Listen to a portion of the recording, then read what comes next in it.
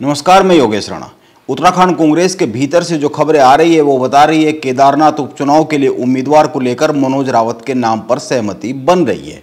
वैसे तो कांग्रेस अपने उम्मीदवार के नाम की घोषणा कल करेगी, लेकिन कांग्रेस के सूत्र बता रहे हैं मनोज रावत का नाम फाइनल हो ही गया है। अब सवाल उठता है, कांग्रेस के प्रदेश अध्यक्ष कर्ण मेहरा मनोज रावत के नाम पर राजी कैसे हो गए, क्योंकि वो तो लगातार उनके नाम के विरोध में खड़े हुए दिखाई दे रहे थे और गणेश गोदियाल लगातार मनोज रावत के पक्ष में खड़े हुए दिखाई दे रहे थे।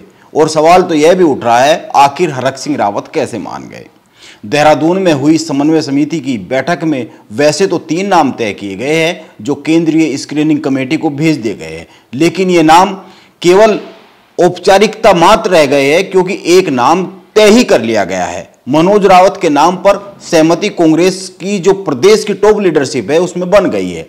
आप एक बात पर गौर कीजिए, समन्वय समिति की बैठक के बाद कांग्रेस के प्रदेश मुख्यालय में कांग्रेस के प्रदेश के सभी नेता एकजुट दिखे और एकजुट दिखाने के लिए उन्होंने एक प्रेस कॉन्फ्रेंस की। इस प्रेस कॉन्फ्रेंस के दौरान एक सिरे से लेकर दूसरे सिरे तक की बात करें तो एक सिरे पर हरक सिंह रावत बैठे, इसके बाद यशपाल आर्य, इसके बाद केदारनाथ से टिकट के दावेदार मनोज रावत, इसके बाद कर्ण मेहरा, इसके बाद गणेश गोदियाल और इसके बाद भुवन कापड़ी बैठे। सबसे पहले प्रेस कॉन्फ्रेंस की शुरुआत मनोज रावत ने की, इसके बाद यशपाल आर्य बोले, हरक सिंह रावत बोले, फिर कर्ण मेहरा बोले और आखिरी में गणेश गोदियाल बोले। अब जब प्रदेश मुख्यालय में प्रेस कॉन्फ्रेंस हो रही है तो मनोज रावत संगठन में इतने बड़े नहीं है कि प्रदेश के जो अध्यक्ष है पार्टी के और नेता प्रतिपक्ष और पूर्व प्रदेश अध्यक्ष गणेश गोदियाल के साथ बैठकर सबसे पहले बात करें। वैसे तो इस प्रेस कॉन्फ्रेंस में कांग्रेस के सारे नेताओं ने उत्तराखंड की धामी सरकार पर निशाना साधा, उत्तराखंड में जमीनों के खेल पर कुछ खुलासे किए, लेकिन आज की प्रेस कॉन्फ्रेंस को लेकर सवाल यह नहीं होना चाहिए कि इसमें आरोप क्या लगाए गए मौजूदा उत्तराखंड सरकार पर। कांग्रेस के नेताओं ने उत्तराखंड की सरकार को कितना कोसा, उत्तराखंड की सरकार पर कितना निशाना साधा। आज की बैठक कांग्रेस के उम्मीदवार को तय करने के लिए थी, इसीलिए इसे इसी नजर से देखा जाना चाहिए कौन चेहरा सबसे ज्यादा चर्चा में रहा और कौन चेहरा आगे कर दिया गया है।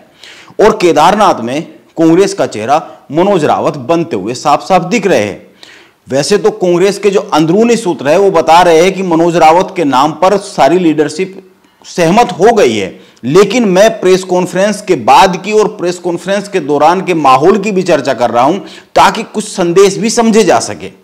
समीकरण यह समझना चाहिए, टिकट के इतने दावेदारों में केवल 2 ही नेता इस प्रेस कॉन्फ्रेंस में मौजूद थे जो टिकट के दावेदार हैं, एक मनोज रावत और दूसरे हरक सिंह रावत, जो उस कतार में बैठे हुए थे जो कतार इस प्रेस कॉन्फ्रेंस को संबोधित करने वाली थी। अब हरक सिंह रावत चुनाव मैदान से हट ही चुके हैं। करीब 40 मिनट की इस प्रेस कॉन्फ्रेंस में सबसे अधिक 22 मिनट तक केवल मनोज रावत ही बोलते रहे और सबसे पहले उन्होंने बोलना शुरू किया। वो सबसे अधिक समय तक और सबसे पहले बोले। उत्तराखंड कांग्रेस की सारी लीडरशिप ने मनोज रावत को आगे कर दिया। अब जब कांग्रेस का उम्मीदवार केदारनाथ के लिए करीब करीब तय ही हो गया है तो 2 बातों पर गौर किया जाना चाहिए। पहली बात, एक बार फिर से उत्तराखंड में कांग्रेस में हरीश रावत की चली। हरीश रावत ने समन्वय समिति की बैठक से एक दिन पहले देहरादून में अपने आवास पर पत्रकारों को खाने पर बुलाया। यह जो हरीश रावत द्वारा अपने घर पर दावत दी गई, इसमें कांग्रेस के कई सारे सीनियर नेता भी पहुंचे। हरीश रावत को यह अच्छे से आता है, किसी भी निर्णय से पहले, किसी भी बड़ी मीटिंग से पहले, कोई भी बड़ा फैसला होने वाला है उससे पहले अपने पक्ष में माहौल कैसे बनाया जाता है, अपनी बात कैसे मनवाई जाती है। मनोज रावत हरीश रावत के खेमे से ही आते हैं, वो काफी करीब माने जाते हैं। वो एक बार केदारनाथ से विधायक रह चुके हैं और हार भी चुके हैं, इसमें कोई दो राय नहीं। केदारनाथ क्षेत्र में मनोज रावत ही कांग्रेस के पास सबसे बड़ा चेहरा है, इसीलिए यह तो बात एकदम साफ हो जाती है कि हरीश रावत की एक बार फिर चली और कर्ण मेहरा को अपनी इच्छा से समझौता करना पड़ गया और गणेश गोदियाल की जो इच्छा थी वह सबसे आगे स्वीकार कर ली गई। यह पिछले कुछ ही माह में तीसरी बार हुआ है, तकरीबन तीसरी चौथी बार हुआ है कि कर्ण मेहरा को अपनी इच्छाएं खुद तक ही सीमित करनी पड़ गई है। लोकसभा चुनाव में कर्ण मेहरा की नहीं चली, उनको हरिद्वार से टिकट भी नहीं मिला और टिकट की उनकी जो रणनीति थी, जिस रणनीति को वो आगे बढ़ा रहे थे, उस आधार पर टिकट भी नहीं बांटे गए। वो चाहते थे कांग्रेस के सीनियर नेता उत्तराखंड की 5 सीटों पर चुनाव लड़े, लेकिन ऐसा नहीं हो सका। हरीश रावत ऐसा चाहते नहीं थे, ऐसा हुआ ही नहीं है। इसके बाद उनके द्वारा की गई नियुक्तियों को प्रदेश प्रभारी ने रद्द किया। जब करण मेहरा ने से मीडिया ने इस पर बात की तो करण मेहरा का कहना है कि वो नियुक्तियां जिन पर आपत्ति की गई थी वो तो पहले ही रद्द की जा चुकी थी, इसके बाद भी चिट्ठी क्यों जारी की गई ये उनकी समझ से बाहर है। इसके बाद करण मेहरा ने केदारनाथ पैदल यात्रा निकाली, केदारनाथ तक। इस यात्रा में भी कांग्रेस के बहुत से नेताओं को उनके साथ दिखे नहीं, बल्कि केदारनाथ प्रतिष्ठा यात्रा का जो दूसरा चरण हुआ, दूसरे भाग में तो बवाली हो गया और बहुत सारे सीनियर नेता, विधायक, 19 विधायक कांग्रेस के पास है, वो गए नहीं ज्यादातर उनमें से। और अब भी कर्ण मेहरा चाहते थे मनोज रावत के अलावा हरक सिंह रावत या फिर कुंवर सजवाण को टिकट मिले, लेकिन जैसा कि कांग्रेस के भीतर से सूचनाएं आ रही है, मनोज रावत को टिकट करीब करीब मिलना तय ही हो गया है। अब सवाल यह उठता है, क्या मनोज रावत केदारनाथ उपचुनाव को जीत पाएंगे?